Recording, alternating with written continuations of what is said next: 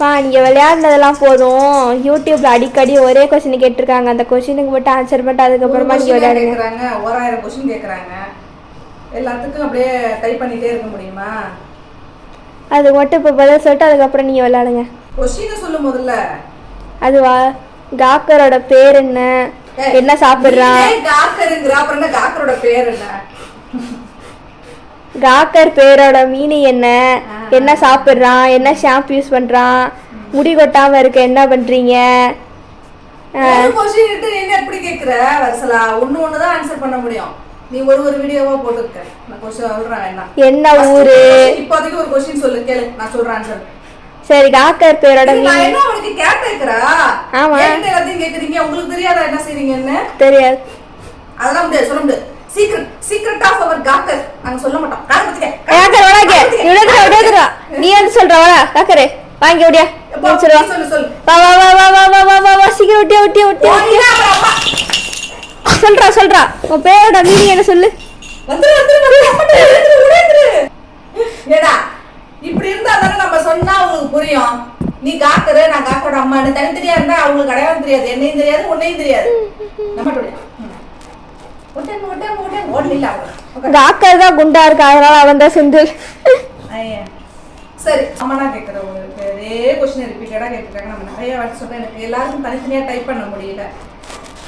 காக்கரோட பேரு காக்கரோட நேமு தமிழ் பேர் தான், வேற லாங்குவேஜ்லாம் கிடையாது.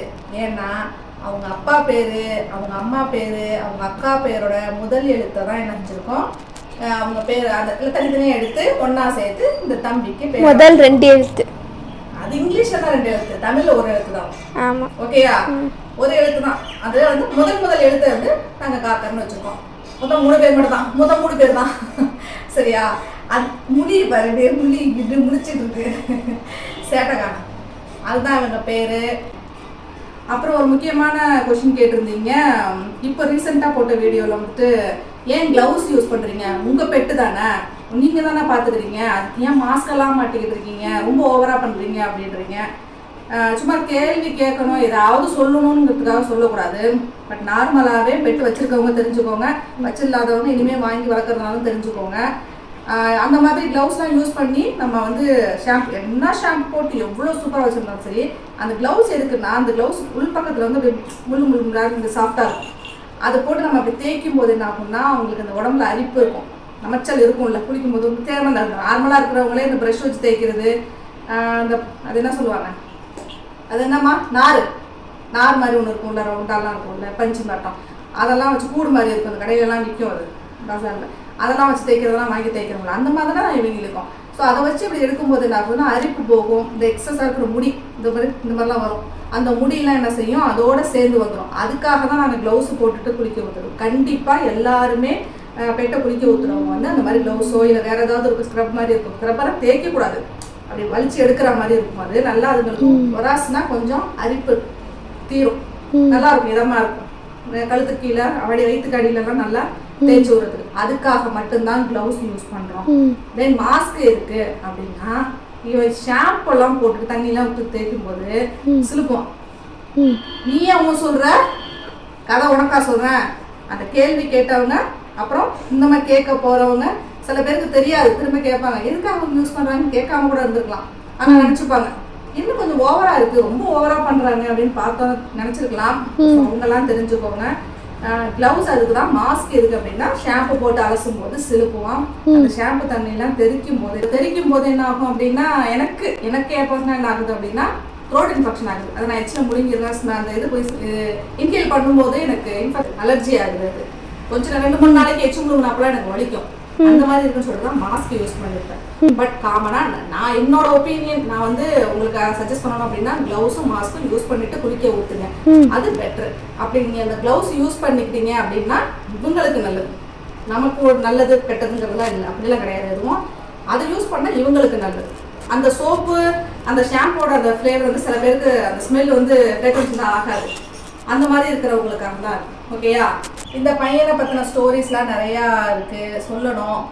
பட் எப்போ சொல்கிறது எப்படி சொல்கிறதுன்னு எனக்கு தெரியல, எப்படி ஆரம்பிக்கிறதுலாம் தெரியல. ஏன்னா இதில் வந்து எல்லாமே சூப்பர் நீங்கள் காக்கரை பார்க்கும்போது ஹாப்பியாக இருக்குது, சந்தோஷமாக இருக்குது, பாவமாக இருக்குது அப்படின்னு நிறைய எமோஷன்ஸ்லாம் சொல்லியிருக்கீங்க. ஆக்சுவலி ரியலாகவே என்னோடய ஸ்டோரியை பார்த்தீங்க அப்படின்னா நிறைய எமோஷன்ஸ் கலந்தது தான். ஆமாண்டிட்டாங்க. இந்த பையன் வந்துட்டு ஒரு 20 days இருக்கும், அப்போ தான் எங்ககிட்ட வந்தான். 35 days 20 days அம்மாச்சிக்கிட்ட 10 நாள் இருந்தான். அப்புறம் நம்ம வீட்டுக்கு வந்து வந்துட்டான். 30 days நம்ம வீட்டில் இருக்கான். அங்கே அம்மா வீட்டில் தான் ஃபஸ்ட்டு வாங்கி, தம்பி தான் வாங்கி வந்து தூக்கிட்டு வந்து இருந்தாங்க, வச்சுருந்தாங்க. ஏன்னா எங்களுக்காக எங்கள் வீட்டுக்கு வரணுங்கிறதுக்காக தூக்கிட்டு வந்துட்டாங்க. ஆனால் இவர் நாங்கள் பார்த்த நிலமை, எந்த மாதிரி ஒரு நிலமையில நாங்கள் அவரை பார்த்தோம். ஃபஸ்ட்டு நாங்கள் ஒரு வீடியோவில் தான் பார்த்தோம் இவரை எப்படி இருக்காரு அப்படின்ட்டு. அதுக்கப்புறம் என் தம்பி போய் நேரில் பார்க்கும்போது அவன் சொன்னது, அவரை கூட்டிகிட்டு வந்து அவர் என்ன மாதிரி நிலமையில இருந்தார், அதெல்லாம் வந்துட்டு கொஞ்சம் டிஃப்ரெண்ட்டாக இருக்கும் அந்த ஸ்டோரி, அதை சொல்லணும். அப்புறம் லைவில் உங்களுக்கு ஏதாவது கொஷின் கேட்கணும், லைவில் வரலாம் அப்படின்ற உங்களுக்கு ஏதாவது ஒப்பீனியன் இருந்துச்சு அப்படின்னா நீங்கள் கமெண்ட்டில் சொல்லுங்கள். நம்ம லைவ் மீட் பண்ணலாம். Doctor live means video live stream பண்ணலாம். ஸோ நீங்கள் என்ன சொல்கிறீங்க, கமெண்ட்டில் எப்படி சொல்கிறீங்க, லைவ் போடலாமா, நம்ம லைவ் ஸ்ட்ரீம் போடலாமா அப்படிங்கிறத நீங்கள் கமெண்ட்டில் சொன்னீங்க அப்படின்னா அதுக்கு வந்து இருடா ஒரு டைமிங் அரேஞ்ச் பண்ணிவிட்டு சொல்லிவிட்டு நாங்கள் சொல்கிறேன். நீங்கள் அந்த டைமில் நீங்கள் வந்து உங்களுக்கு என்னெல்லாம் கேட்கணும், எப்படி கொஷின்ஸ்லாம் வந்து டாக்டரை பற்றி தெரிஞ்சுக்கணும் அப்படின்னு சொல்லி கேட்குறத நீங்கள் லைவில் கேட்டுக்கலாம். அப்புறம் ஸ்டோரிஸில் நான் அது எல்லாத்தையுமே நான் உங்கள்கிட்ட சொல்லிடுவேன். நான் மேக்ஸிமம் எல்லாமே சொல்லிடுறேன். நீங்கள் டாக்டரை பற்றி நிறைய கேட்குறீங்க, எப்படிலாம் போய்ட்டு வச்சுக்கணும் அப்படின்னு சொல்லி தான் கேட்குறீங்க. நீங்கள் கேட்கறதுக்கெல்லாம் இது வந்து ப்ளே டைம் தான்.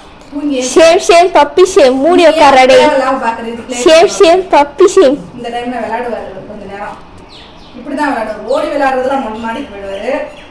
வீட்டுல வந்து கொஞ்ச நேரம் அந்த மொட்டை மாடியில போயிட்டு சடன் பிரேக் போடுவான். எல்லாம் பண்றான் அப்படின்னு சொல்லி நீங்க கொஸ்டின் கேட்டுக்கிட்டே இருக்கீங்க.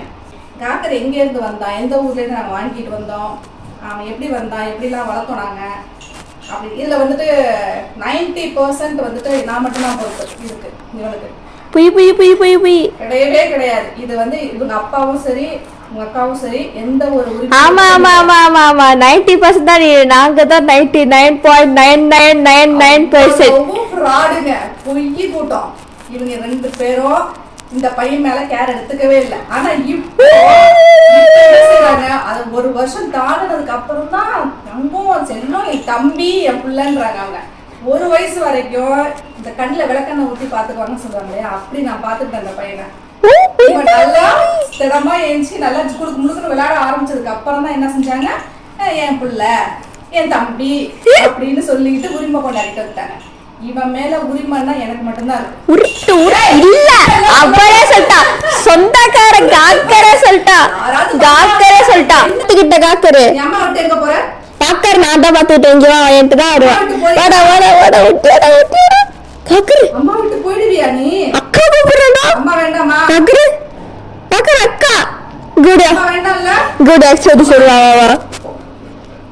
காக்கர் அக்கா காக்கர் அக்கா காக்கர் சரி தான் பிஸ்கட் தரவா. அந்த பிஸ்கட் தான் இப்பதான் செய்யறேன். சரி தான் biscuit biscuit biscuit biscuit biscuit biscuit அப்படியே ஏமாத்து டைப்பிங் எல்லாம் பண்றேன்.